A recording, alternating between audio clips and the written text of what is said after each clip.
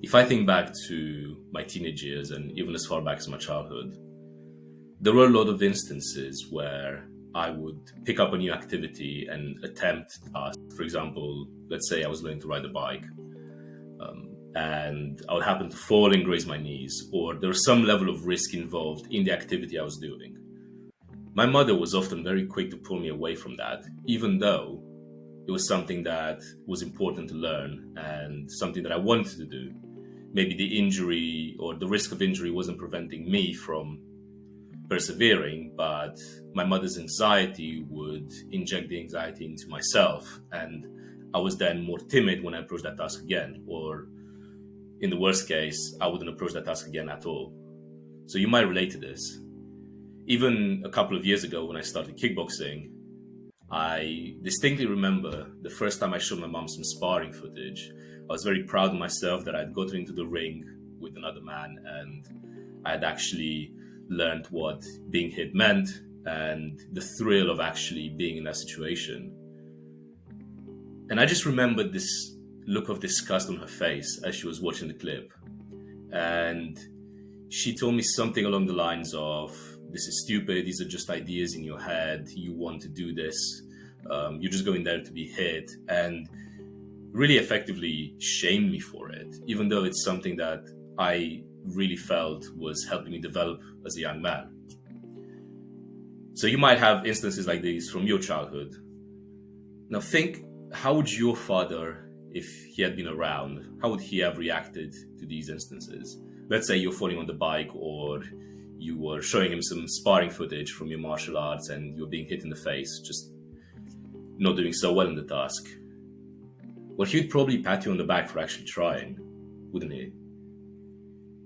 He might give you pointers, next time hold the bike like this, or keep your balance, or, move your head more if you're in a sparring session, if you're doing boxing or something.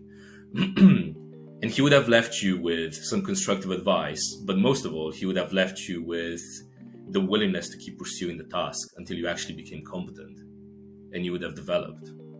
My name is Bogdan, and on this channel, I help young men who are raised by single mothers improve their mental health, become more competent, and lead more fulfilling lives. We also have a school community, which you can access at the link in the description, with a group of young men who are looking to better themselves, where we have life coaching courses, calls, and much more. So if you're interested, please check it out in the description. So why are mothers so overprotective of us? Well, the first reason goes back to her primal instincts. Think back to our times in tribes. So why are mothers so overprotective of us? Well, the first reason goes back to our tribal times. Think back to the males and the females in tribes in the wilderness. What was the role of the female? Well, it was to rear children and to keep the offspring alive and raise them healthy, while the men were gathering resources. So, of course, we've moved far away from tribes and we've become much more advanced, but biological instincts don't go away as quickly as societal trends do. So, in some respect, it's not really your mother's fault that she feels like this. It's part of her nature to be protective and to keep you alive and well. The second reason is to do with something called attachment theory.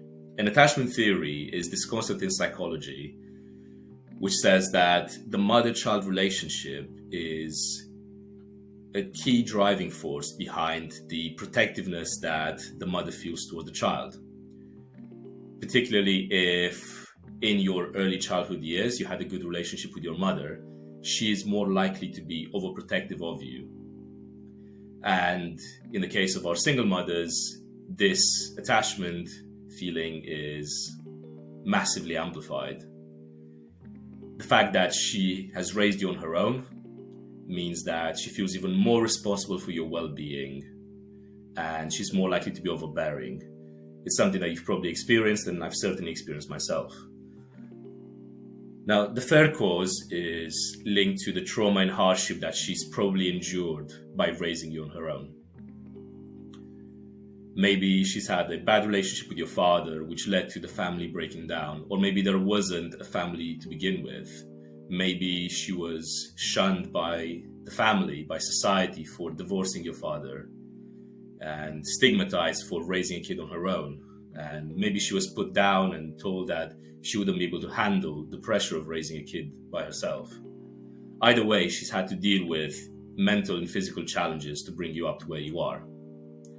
So, research has found that mothers tend to project their hardships onto their children, and she's more likely to be overbearing if she's experienced those struggles, because deep down she wants you to avoid experiencing that pain. It manifests itself in this way where she's suffocating you and keeping you away from things that should actually be helping you improve and grow as a young man. So the reason I'm explaining all of this is to help you realize that we shouldn't resent our mothers. Maybe you have rightfully been wronged by her in some regard. Maybe she has developed a toxic approach to raising you and it's caused you to suffer. But by being aware of these key causes of what's made her be so protective and overbearing, you can justify some of the reactions that you've seen from her and feel a bit less resentment towards her for it. Because it's not going to lead to anything if you just resent her and you adopt the victim mindset that you have been wronged and therefore you're now damaged. So I really want you to move away, if you are resenting her at the moment, to a growth mindset, to actually think, okay, how can I actually improve this? So the reason I'm explaining all of this is to help you realize that maybe you shouldn't resent her for the way she's been acting, being overprotective, overbearing, because there might be some root causes that have caused it to be this way. Most likely, there are some root causes. And being resentful is not going to actually lead to you becoming a better man or improve your relationship with your mother. So how do we actually, as men who want to better ourselves, how do we overcome this? Well, the first thing we need to do is we need to apply a mental filter. Every time your mother tells you not to do something or speaks against the wish that you have, I want you to really think to yourself, is there a genuine risk? Is this concern legitimate? Or is this something that my mother is blowing out of proportion? Am I really going to die or be seriously injured if I try this task? Will this task actually develop me? And I really want you to weigh those things up and then make your own decision as to whether or not you pursue that task. So it's okay for her perspective to be an input, because in some cases she will be right. But I really want you to think for yourself here and to take calculated risks that will actually push you past your edge and push your limits. The second thing I want you to do is I want you to understand that seeking out challenge is part of our nature as men. If you're watching this, I'm sure you have the aspirations to become that guy that other men respect, that women want to be with. And when you look in the mirror, you want to be proud of yourself and confident. Then you have to realize that challenge is inevitable. This is how we evolve. This is how we got to the point where we are. So I want you to actively seek out opportunities, if you aren't already, for bettering yourself, whether that's getting into the gym, whether that's picking up martial arts, whether that's reading a self-development book, whether that's spending a bit more time studying, or seeking out a new activity that makes you a little bit nervous. Anything that pushes you past your comfort zone, I want you to use that as a sort of compass to go in that direction. And the crazy thing is that your mother might show resistance to you doing these things. But after the fact, after you've actually achieved something and gotten some results, it's very interesting how her mindset shifts. And I experienced this firsthand. So, for example, I gave you the case of my kickboxing and how she was against me sparring and so on. But now that I'm a few belts in, every time I get a new belt, my mother is the first person to call the rest of the family and to let them know that I got this new belt, and I hear genuine pride in her voice that I'm becoming better at this skill. It's so interesting how she didn't want me to do it to begin with, but now that I have, she's proud. And if you follow this advice, you'll experience exactly the same thing, I promise you. The long-term investment is for you to sometimes go over your mother's word, as scary as that may be, and actually grow from whatever task it is that you're pursuing.